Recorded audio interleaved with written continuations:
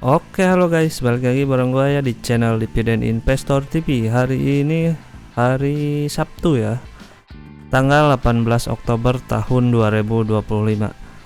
Nah, IHSG kemarin hari Jumat roboh ya. Di sesi 2 dia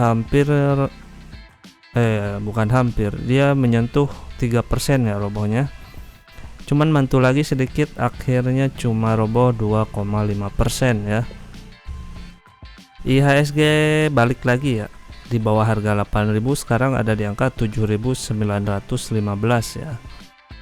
Nah, kenapa nih IHSG bisa jatuh kayak gini? Apakah ini saatnya kita untuk investasi ke emas? Nah, ini sangat menarik ya kejadian kayak gini. Mungkin kalau kalian udah lama investasi di saham ya, tentunya kejadian kayak gini tuh bukanlah hal yang baru lagi ya. Cuman bagi sebagian investor yang ibaratnya masih baru setahun, 2 tahun atau bahkan bulanan, kejadian kayak gini tuh bikin panik ya. Apalagi kalau dia portofolio sahamnya, pemilihan sahamnya bukan saham-saham yang berfundamental yang baik ya. Bulan-bulan ini kan, bulan kemarin tuh sampai bulan sekarang, saham-saham gorengan kan lagi legit-legitnya tuh, lagi pada naik ya. Dan udah beberapa hari sih ada yang ARB juga ya, banyak yang ARB gitu. Dan kemarin Jumat tuh ada sentimen gara-gara Trump cuit-cuit nggak jelas ya, langsung kan saham-saham yang digoreng tuh pada berterbangan ya. Orang-orang yang trading atau trader tuh kan tangannya cepet, dia cepet-cepet cut loss biar nggak terlalu dalam. Nah, gimana lu yang ketinggalan, lu atau lu yang cuma ikut-ikutan FOMO ya, lu beli, wah ini bakal naik terus nih katanya. Nah, akhirnya banyak yang nyangkut lah di pucuk, dan yang banyak orang yang menyampaikan hujatan ya, lu bisa lihat lah di Facebook, di Stockbit ya, di streamnya kan banyak gara-gara nyangkut ya. Itu kan salah kalian sendiri sih harusnya gitu. Jadi kalian nggak boleh sembarangan pilih saham ya, apalagi yang baru ya, baru gabung di IHSG. Nah, kalian harus sadar diri dengan kapasitas kalian lah. Kalian jangan terlalu tergiur dengan podcast yang banyak di YouTube ya, banyak tampil tuh, banyak influencer yang bisa bagger ribuan persen ya dari trading saham ya.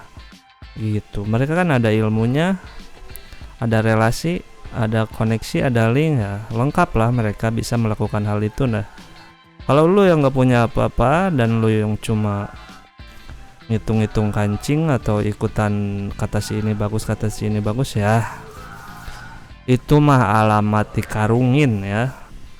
Mungkin sekali dua kali lu bisa bener ya, bisa profit, bisa hijau, tapi kesananya lu gak bakalan konsisten sih, gua jamin.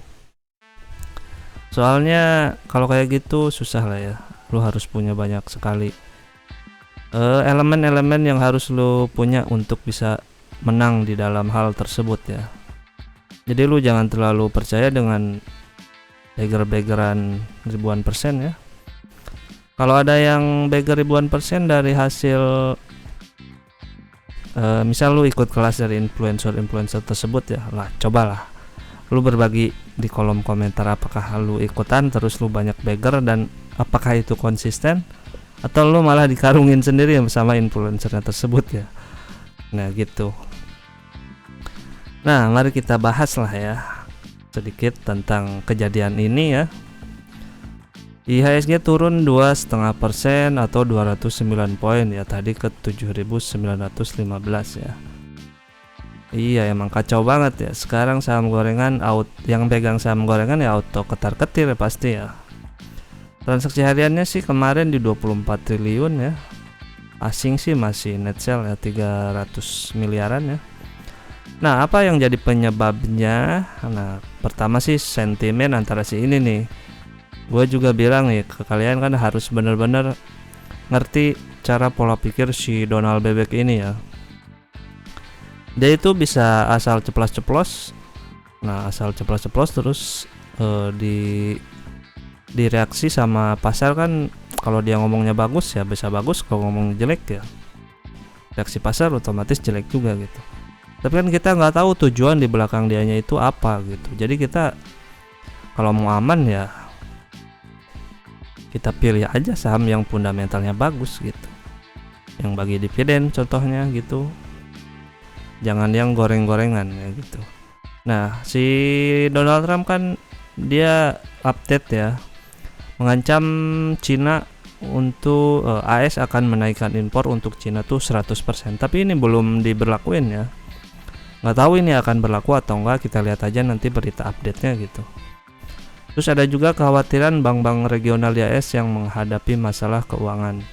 Tentunya efeknya ke pasar global ya. Terus nomor 2, dana asing keluar atau aksi jual saham. Ya ini udah dari kapan tahu ya, udah dari tahun kemarin sampai tahun ini juga asing. Ya dari awal tahun inilah kelihatan asing mulai net sell terus ya, di apalagi di banking ya. Nah, jika tren net sell berlangsung hingga Oktober, maka kurang lebih nih untuk tahun 2025 net sell asing tuh antara 50 sampai 60 triliunan gitu. Nah, ini angka 4,5 triliun aja ini di tanggal 9 September ya 2025. Nah, banyakan datanya data banking ya, big bank yang dijual gitu.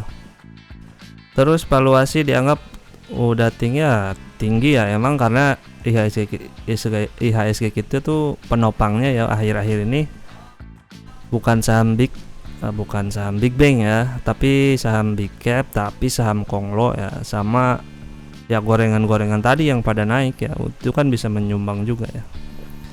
Terus Bank Sentral Cina, Cina nambah pasokan emas nih dari 11 bulan berturut-turut sampai September 25. Cadangan emas Cina tercatat 2.298 ton ya sampai Q2 2025. Nah, kemungkinan Q3 Q4 ya nambah lagi ya. Nah, di saat krisis global menyerang ya, tentunya aset yang paling aman ya, karena ini safe haven ya emas gitu. Nah, kemungkinan katanya ya nantinya kalau misal emas udah naik terus ya, yang berikutnya yang akan jadi inceran tuh perak ya. Nah, kita nantikan aja apakah perak bisa melambung terus ya. Terus juga ada kabar ini nih. Kemarin bukan cuma pasar saham yang crash ya, tapi Bitcoin juga ya. Bitcoin dia bukan Bitcoin, kripto ya maksudnya. Pada crash ya, pada turun, tapi udah mantul lagi ya, cuma belum ke ATH-nya lagi. Tapi nggak tahu sekarang, gua belum cek lagi ya untuk Bitcoin sama kripto gitu. Gua kurang mengikuti juga sih kalau kripto ya. Ada kabar Cina jual Bitcoin ya, tapi sebenarnya itu aset yang disita dan lokal, bukan cadangan strategis resmi. Itu bukan cadangannya si China gitu. Jadi menjual seluruh stok 194.000 BTC yang berasal dari skema plus token gitu, senilai 16 miliar dolar. Jadi aset sitaan ya dari kriminal atau penegakan hukum yang ada di Cina gitu. Kenapa dijual ya? Kenapa nggak dikip aja ya, dimasukin ke cadangan negaranya gitu? Ya gue juga ketahui lah. Nah, saham-saham yang terkoreksi kemarin ya, ini beberapa contoh yang terkoreksinya dalam ya. Ada si multipolar ya, siapa nih yang kalian punya multipolar? Polu ya, si Pegun, MBTO, FUTR, Dada juga Dada nih. Terus PIT, CBRE, ada Pipa juga, gua nggak tulis ya Pipa, dan lain banyak deh pokoknya yang gorengan-gorengan juga. Terus MBTO, JAR, GPSO, TB. Nah, kalau TB gua ngikutin sih sebenarnya dulu sebelum di akuisisi sama si Haji Isam ya. Gua sempet pegang dari 600-an ya kalau nggak salah. Terus gua jual nggak lama ya, 1000-an berapa gitu, nggak di keep sampai sekarang soalnya harganya volatil banget gitu. Gua nggak suka yang kayak gitu, meskipun kalau dipegang naik ya, tapi kan kita nggak tahu bisa naik apa enggak, soalnya pas dipegang Haji Isam berikutnya tuh dividennya nggak bagi ya, jadi gua tinggalin gitu. Polu ya, dia turun 15%. Gun ini prediksi Gunatama, coba deh lu lihat, cek saham-saham yang gua screenshot nih, cek ininya apa di Keystat, cek PE nya, cek PBP nya, gila deh pokoknya, bisa ratusan kali ya, jadi sangat-sangat mahal secara valuasi ya. Dada juga nih turun 14%, CBRE 14%, Pipa ya ARB 10%. Nggak bisa keluar nih kalian ya kalau punya masuk di sini. Banyak juga nih yang pom-pom saham Pipa, Bupa gitu ya. Terus CBRE gitu, terus GZCO apa-apa tuh yang baru naik-naik kemarin. Nah, sisanya kalian cek sendiri aja lah ya. Soalnya banyak banget sih yang gorengan. Apakah itu bisa jadi kesempatan buat entry lagi di saham gorengan karena turun katanya? Ya, gua sih nggak tahu ya, gua nggak main begituan. Jadi kalau mau masuk ya silahkan ya, lu coba sendiri, siapa tahu naik atau siapa tahu turun lagi ya, kan lu kan bisa nyangkut gitu. Nah ingat ya, jangan dicoba, apalagi duit lu yang pas-pasan. Menurut gua yang pasti aja lah. Nah terus kabar saham Big Bang gimana nih?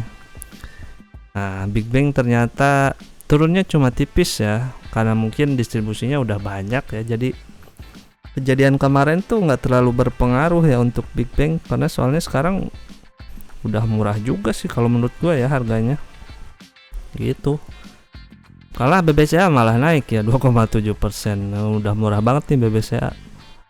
BBNI turun 1,3%, BRI cuma 0,8%, turunnya di 3.500 sekarang. BMRI 4.050. Cuma belum ada tanda-tanda untuk rebound ya, jadi belum lah kalau buat rebound ya. Kita tunggu aja sambil nyicil nih, enak sih sebenarnya kalau lu banyak duit, lu buat averaging down kalau harga ada di atas gitu. Terus apa yang harus dilakukan ketika hal ini terjadi ya? IHSG anjlok 2,5%, saham gorengan juga rontok, asing keluar, lengkap sudah ya buat lu yang megang gorengan. Kalau yang buat megang yang saham berdividen dan fundamental bagus sih, meskipun minus ya, floating minus ya, tetap aja kita tetap tetap dapat duit dividen ya. Kayak itu, kalau duitnya dividen kita dapat ya, kita reinvest lagi ya, floating loss kita semakin kecil dan semakin lama semakin menggulung gitu ya. Tapi ingat ya, pilih saham yang benar-benar kuat ya. Lu coba lihat power saham POWR, coba deh lu kalau lihat, kalau IHSG ada crash, lihat dia turunnya banyak gak gitu. Coba selain power, nah cari saham-saham yang kayak gitu, kalau ada crash banyak dia turunnya sedikit ya, jadi si sahamnya itu tahan banting gitu. Jadi lu enak gitu kalau punya saham itu, meskipun kalau dari sisi capital gain nggak kencang, tapi dividen ya kencang kalau dari dividennya. Apalagi duit kita yang bisa, misal punya capital yang udah MM-an kan slow aja sih kalau menurut gue ya, udah nyantai daripada ngejar gorengan. Menurut gue juga banyak retail yang ngejar gorengan ya, emang duitnya kebanyakan sih nggak banyak ya, ada juga sih yang kayak ratusan juta, cuma kan banyak kan yang kayak di bawah 10 juta gitu, banyak orangnya gitu, cuma kapitalnya kurang banyak gitu, jadi tapi malah masuknya ke situ ya, salah jalan sih sebenarnya. Nah, strategi praktis yang bisa kita lakukan ya untuk yang pegang saham berfundamental, yang nggak usah panik lah, terus siapin cash, jangan 100% all in ya. Kalau masih ada cash ya lu tanamin lagi aja ke saham-saham yang udah lu punya, yang minusnya lumayan banyak lah tapi fundamentalnya bagus ya. Itu kayak kayak ada diskon gitu, jadi harusnya lu seneng lah ya. Terus fokus ke saham yang fundamental dan dividen kuat, waspada saham gorengan, nggak usah lah main-main gorengan ya. Kata gue juga minimal kalau main gorengan tuh 1% dari total portfolio. Misal lu punya 1M, ya lu mainnya bolehlah 10 juta maksimal, atau 1% atau 2%, 10 juta atau 20 juta. Dari 1M kan kecil. Gimana kalau kapital lu cuma punya 10 juta? Ya berapa? 10.000 gitu. Kalau 100.000, oh 100.000 sorry, 100.000 ya. 1%, 2%nya 200.000 lah. Yang lumayan lah. Biar biar jiwa judi lu tuh tersalurkan gitu. Tapi jangan banyak-banyak gitu.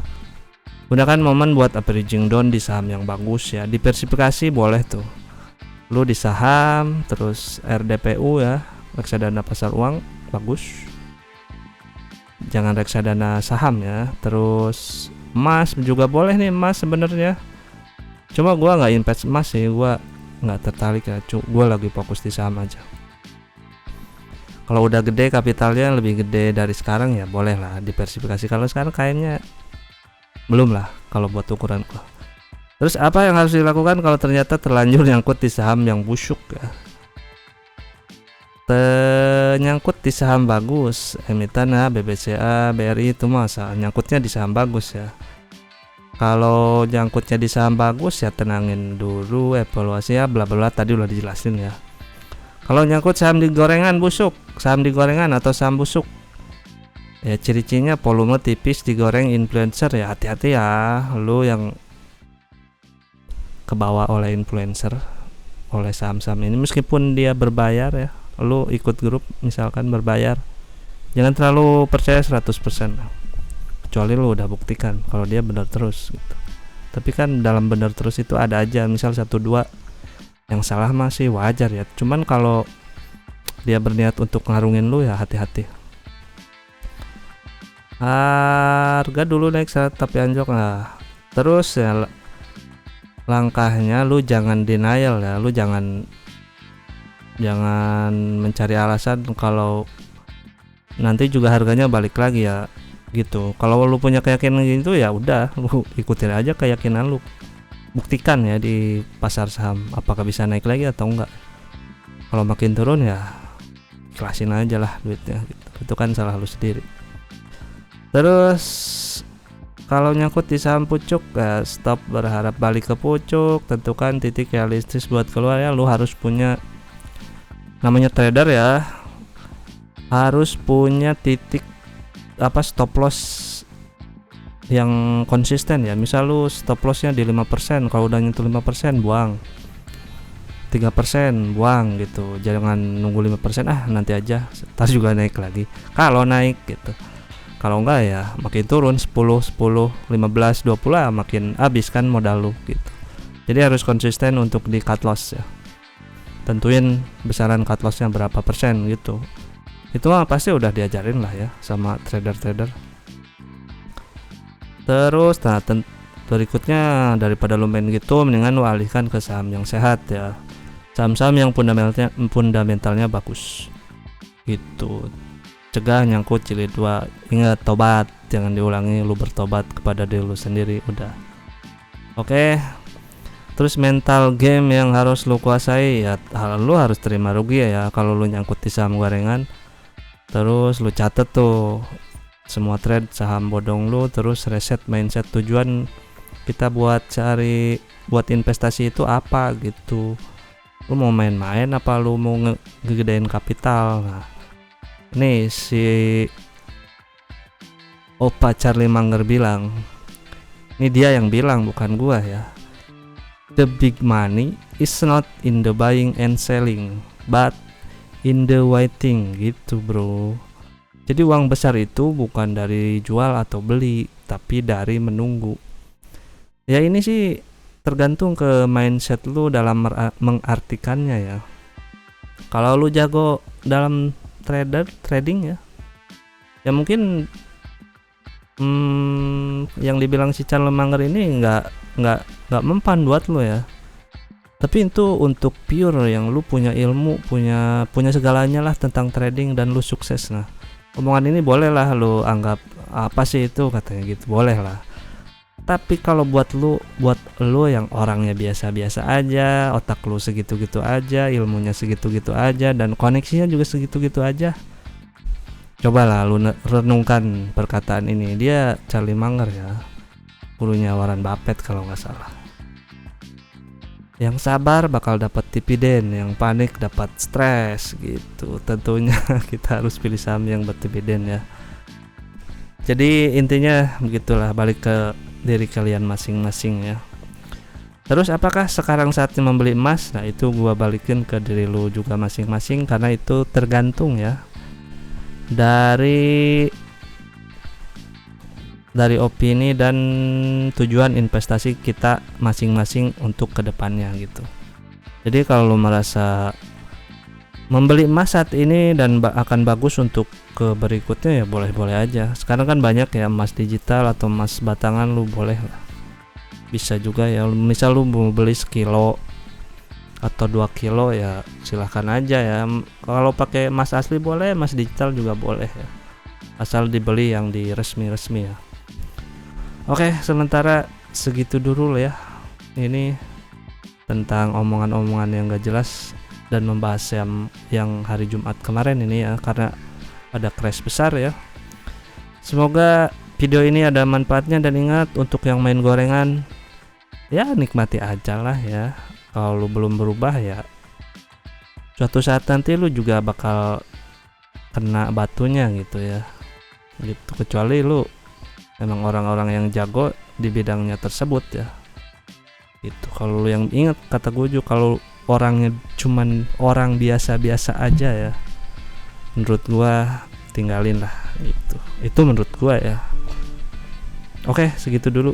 Semoga video ini ada manfaatnya, karena ingat, karena hutang harus dibayar. Bye bye.